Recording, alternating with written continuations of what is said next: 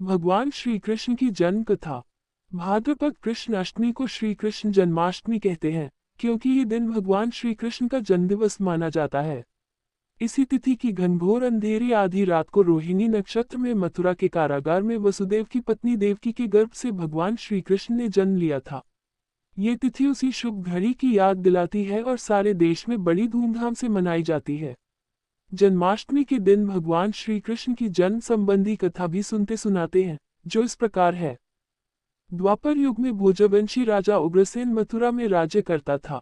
उसके आत्ताई पुत्र कंस ने उसे गद्दी से उतार दिया और स्वयं मथुरा का राजा बन बैठा। कंस की एक बहन देवकी थी, जिसका विवाह वसुदेव नामक यदुवंशी सरदार से हुआ था। कंस ने देवकी की बात मान ली और मथुरा वापस चला आया। उसने वसुदेव और देवकी को कारागृह में डाल दिया। वसुदेव देवकी के एक एक करके 7 बच्चे हुए और सातों को जन्म लेते ही कंस ने मार डाला। अब 8वां बच्चा होने वाला था।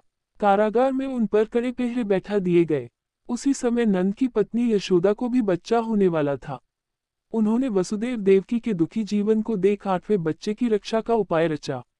जिस समय वसुदेव देवकी को पुत्र पैदा हुआ, उसी समय संयोग से यशोदा के गर्भ से एक कन्या का जन्म हुआ, जो और कुछ नहीं सिर्फ माया थी। जिस कोठरी में देवकी वसुदेव कैद थे, उसमें अचानक प्रकाश हुआ और उनके सामने शंख, चक्र, गदा, पद्म धारण किए चतुर्भुज भगवान प्रकट हुए। दोनों भगवान के चरणों में गिर पड़े। तब भगवान ने उनसे कहा, अब मैं पुनः नवजात शिशु का रूप धारण कर लेता हूँ। तुम मुझे इसी समय अपने मित्र नंदी के घर वृंदावन में भेज आओ और उनके यहाँ जो कन्या जन्मी है, उसे लाकर कंस के हवाले कर दो। इस समय वातावरण अनुकूल नहीं है, फिर भी तुम चिंता न करो। जागते हुए पहरेदार सो जाएंगे, कारागृह के फाटक अपने आप खुल जाएंगे और उफनती अथाह यमुना तुमको पार जाने का मार्ग दे देगी। उसी समय वसुदेव नवजात शिशु रूप श्री कृष्ण को सूप में रखकर कारागृह से निकल पड़े और अथाह यमुना को पार कर नंदजी के घर पहुंचे। वहां उन्होंने नवजात शिशु को यशोदा के साथ सुला दिया और कन्या को लेकर मथुरा आ गए। कारागृह के फाटक पूर्ववत बंद हो गए। अब कंस को सूचना मिली कि वसुदेव देवकी को बच्चा पैदा हुआ है।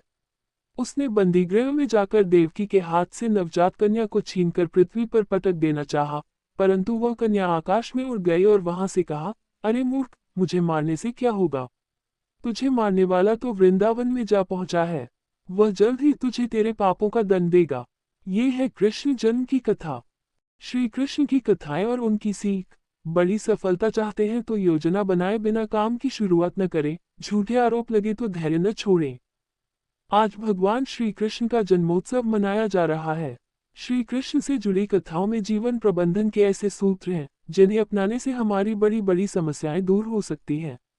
जन्माष्टमी के अवसर पर पढ़िए श्री कृष्ण की कुछ खास कथाएं और उनकी सीख।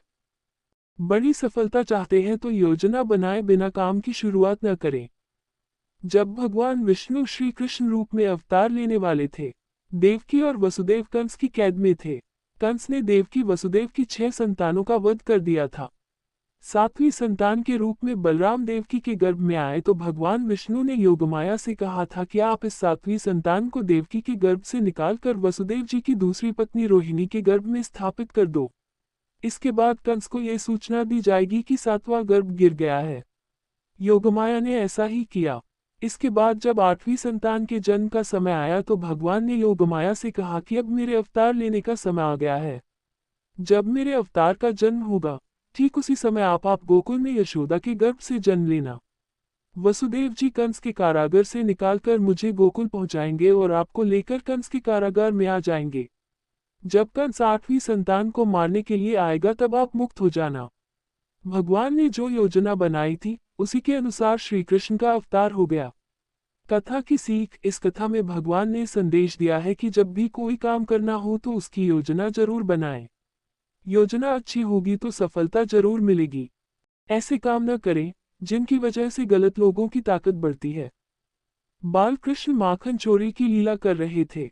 गोकुल के इस वजह से काफी परेशान थे। एक दिन गांव के नंद बाबा और यशोदा के पास पहुंचे और कान्हा की शिकायत करने लगे। नंद बाबा ने कृष्ण से पूछा कि तुम माखन चोरी क्यों करते हो, जबकि हमारे घर में तो बहुत माखन है। कृष्ण ने कहा कि आप लोग मेहनत से दूध, दही, घी, माखन तैयार करते हैं और फिर ये चीजें कर के रूप में दुष्ट कंस को दे देते हैं और इस वजह से गांव के बच्चों को माखन नहीं मिलता है।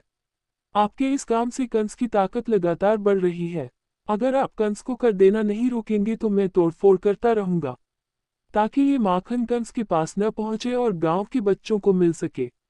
कथा की सीख। इस कथा में श्री कृष्ण ने संदेश दिया है कि हमें ऐसे काम नहीं करना चाहिए जिनकी वजह से गलत लोगों की ताकत बढ़ती है। जब कोई झूठा आरोप लगे तो धैर्य न छोड़ें। द्वारका में एक सूर्य भक्त था सत्राजित।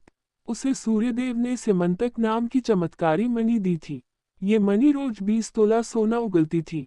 एक दिन श्री कृष्ण ने सत्राजित से कहा कि आप ये मणि राजकोष में देंगे तो इससे मिले धन से प्रजा की अच्छी देखभाल हो सकेगी। सत्राजित ने श्री कृष्ण को मणि देने से मना कर दिया। इस घटना के कुछ दिन बाद सत्राजित के भाई प्रसेनजित ने मणि चुरा ली। प्रसेनजित मणि लेकर जंगल में भाग गया। जंगल में एक शेर ने प्रसेनजित को मार दिया और खा गया। मणि जंगल में ही गिर गई। सत्राजित को जब प्रसेनजित और अपनी मणि नहीं मिली तो उसने श्री कृष्ण पर आरोप लगा दिया कि कृष्ण ने ही मेरी मणि चुराई है और मेरे भाई की हत्या कर दी है। श्री कृष्ण पर चोरी और हत्या का कलंक लग गया। श्री कृष्ण ने उस समय क्रोध नहीं किया, धैर्य बनाए रखा और इस आरोप को गलत साबित करने के लिए जंगल की ओर चल दिए।